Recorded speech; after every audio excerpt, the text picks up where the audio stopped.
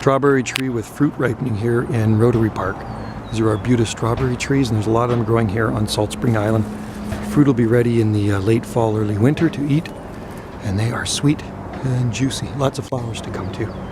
So these are Arbutus unedo trees, commonly known as the strawberry tree. And fruit's really hard right now, but it's not ripe.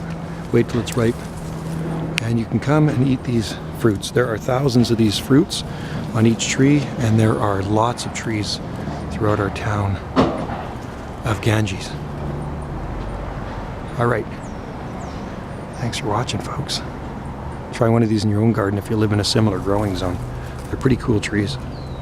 Fruits look like Christmas decorations when they're hanging through winter. We have big ones in our garden I planted years ago.